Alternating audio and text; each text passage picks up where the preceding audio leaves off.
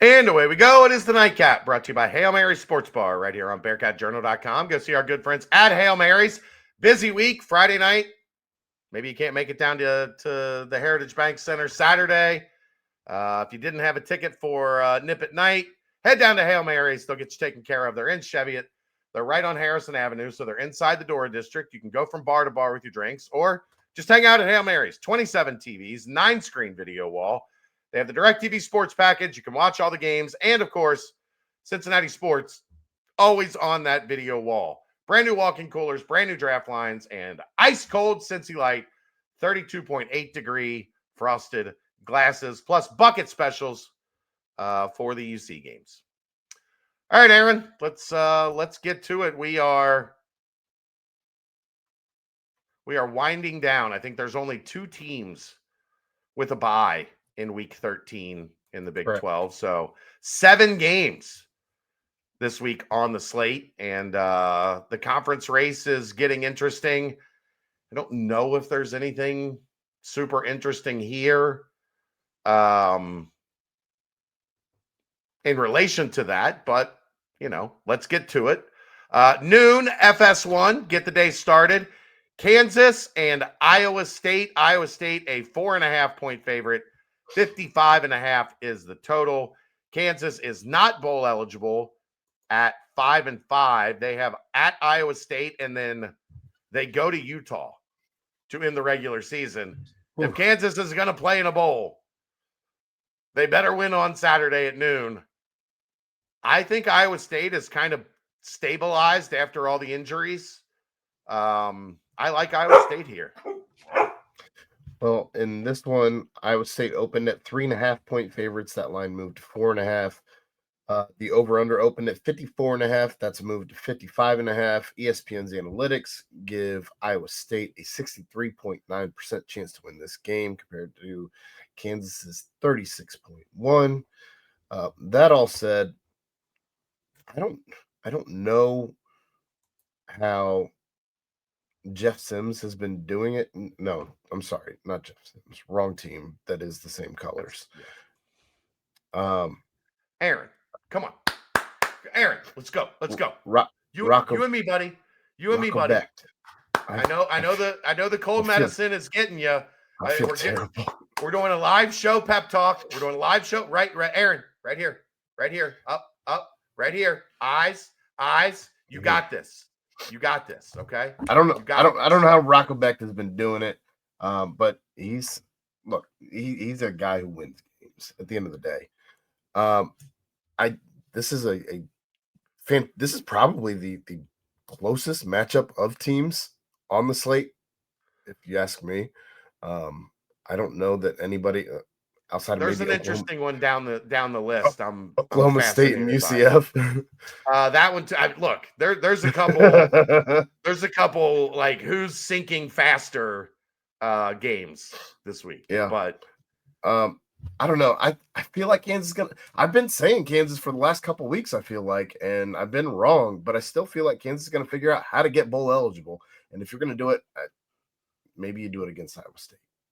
So I say at 3.5, though, I think Kansas messes around and wins this game.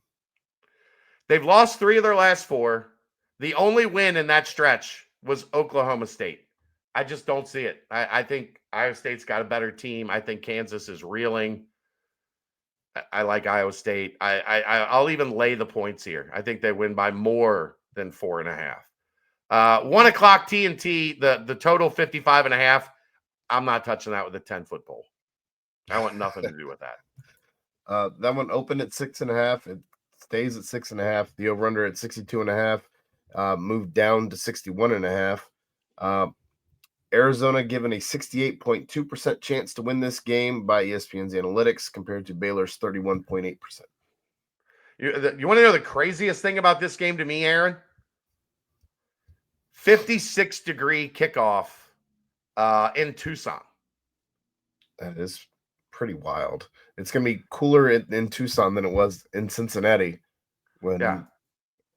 That's wild. Baylor has to pass the ball to be successful. Arizona's pass defense is outstanding. What Dave say? The last 4 weeks they haven't allowed an opponent to throw for over 200 yards. Sounds about right. I don't quite have this. This was Dave's like lock of the week type It was that. proclamation. I don't quite have this in the range of the BYU and Utah games last week, but I'd be surprised if Arizona doesn't win this one by more than 6.5. Like, Baylor's defense is not good. Noah Fafita is good. Baylor's pass defense or Arizona State's pass defense is great. That's the only way Baylor can move the ball. Like, I think Arizona takes care of business and gets to 8 wins on the season. If Baylor loses these next 2 games, because after this game they play Houston, is Dave Aranda, who would at that point be bowl ineligible, be on the hottest seat? I think so. I think you have to fire him. I don't, I he agree. saved himself last year at the end of the year by surging over the last 5 games. If they miss a bowl, they might fire him if they make a bowl. Crazier things have happened. I mean, it's 6-6, right? Like, let's not pretend like a bowl game in that situation is some massive accomplishment for them. Like, they were supposed to have one of the best passing offenses in the country. Yeah, sneaking into a bowl game isn't really any massive accomplishment at the end of the season. Yeah, I think even if they win one of these next 2, it's a risk. I don't think they win this one. I think Arizona wins. I'm with you. By more than 6.5. Yeah, and the 61.5, I would go under. Like, I don't think Baylor's going to score a bunch of points in this one. I think Arizona might, but I don't think it's good. I don't think Baylor's going to score enough to get this one over. Kansas State at Utah. Utah, a 17.5-point favorite. This one kicks off at 4 on ESPN2. 51.5 is the total. Utah, in their Big 12 wins, has absolutely destroyed everybody. That doesn't change here. Kansas State, my goodness. I mean, they scored 14 points against Oklahoma State's defense last week.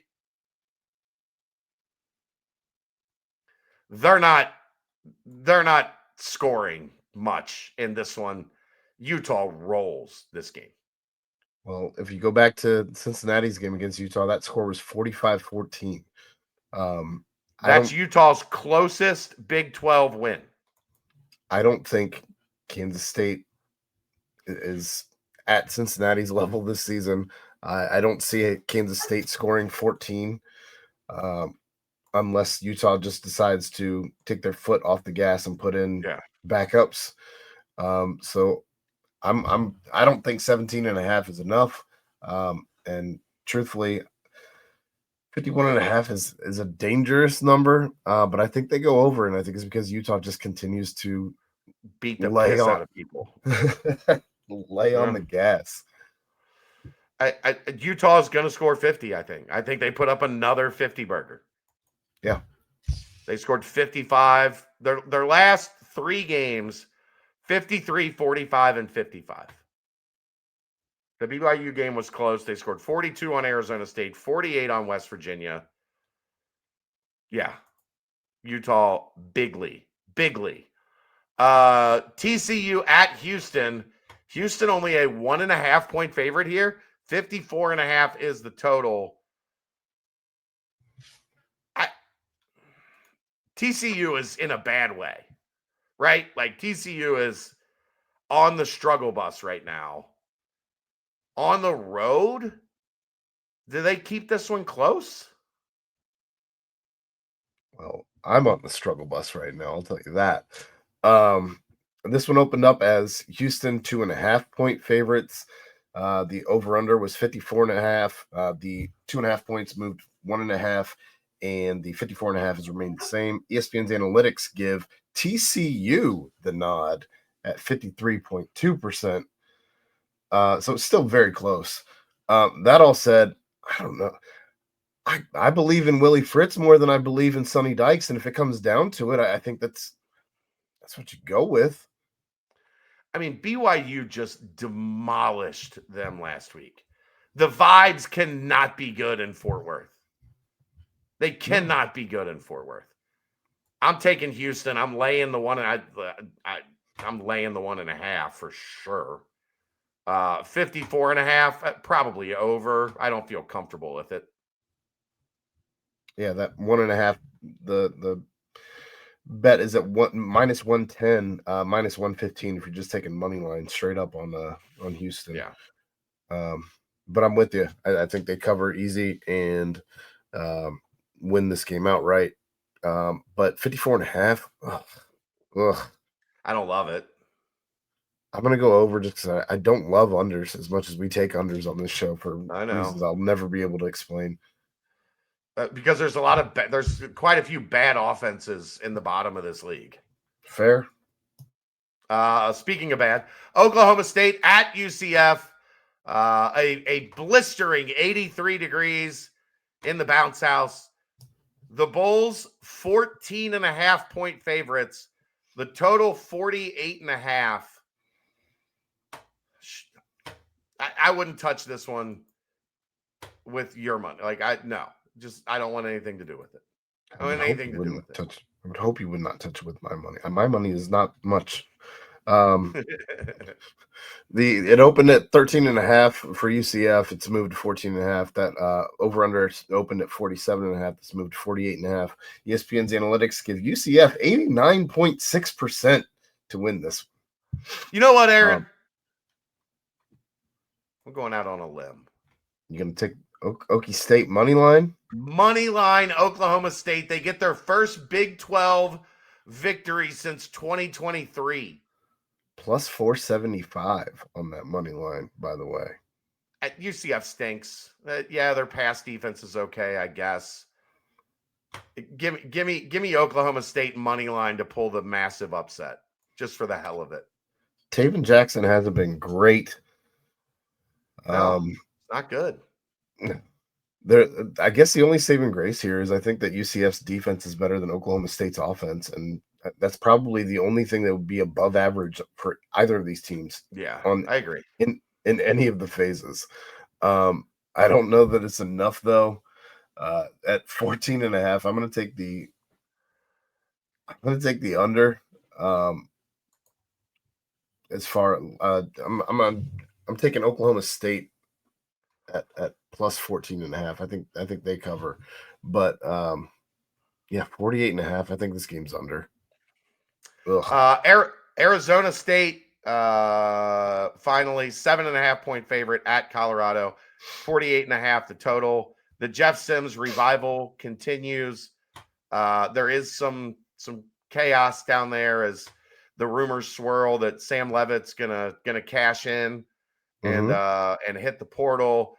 But I think Arizona State does what they do at this time of the year. Just like last year, they're just hanging around with those 2 conference losses, waiting for the pack to come back to them. Give me Arizona State, lay the points. I'll go Jeff Sims over. What if I told you that this one opened up at 8.5 and it's moved to 7.5? Colorado's been so bad, man. So bad. Dreadful. 48.5 was what the over-under opened at. It remains there. ESPN's analytics give Arizona State 63.2% chance in this one, giving Colorado 36.8, which is far higher than I anticipated. I don't know what's going on with this line, but I say give me Colorado at plus 7.5. I don't think they win, but I don't know what's going on. That the money is sliding to Colorado, so I'll hop on that train and see what happens. Choo choo. I think it's over though on 48.5. Quick look at basketball. Everybody won on Monday. Really the only interesting one, Kansas State 84-83 over Tulsa. So they got the job done, but not pretty. Yesterday, Duke beats Kansas 78-66. No Darren Peterson. Kansas fought hard. Trey White had 22. Floyd Badunga had a good game, but no chance I expected Kansas to win that game without Darren Peterson. So it did about as well as they could have done, I guess, given the circumstance. The good old State Farm Champions Classic. And then tonight, Wednesday night, Arizona 71-67 over UConn. Jaden Bradley with 21, Koa Pete with 16 and 12. I think Danny Hurley said that Arizona came to fight, and UConn had guys standing around the perimeter, not participating in said fight in the paint. Danny not happy. Did you have an eye on this game while you were doing your podcast? A little bit, yeah. I just wonder if he was left with just a stump of the neck after the game. Like his head just exploded and hit everybody like a Gallagher show. I mean, a watermelon at a Gallagher show. I didn't get to watch a ton of the second half. I watched, a pretty significant portion of the first half. Arizona controlled the game. I mean, UConn, it was close, but Arizona kind of kept them at like arm's length for most of the night. That Arizona team's impressive. Like Tommy Lloyd's got a good squad. They didn't even run very deep either, as their bench, only 3 guys played on Arizona's bench, and only one of them had significant minutes with Del Orso, which that's not a surprise. Yeah. Feast week gets started tomorrow. UCF and Pittsburgh tomorrow at 7. Wake and Texas Tech at 8:30. Kansas State, Mississippi State at 9:30. A couple bye games mixed in there. Friday on Peacock, 4 o'clock, we get Wisconsin, BYU. Louisville, Cincinnati at 6:30. West Virginia, Clemson at 6:30. So some good ones coming up on Friday. And nothing really Saturday or Sunday this week. So there you go. That's going to wrap it up. That is the nightcap. Aaron, go get some sleep. You got it. See you tomorrow night. Brought to you by Hail Mary Sports Bar, right here on BearcatJournal.com. See ya.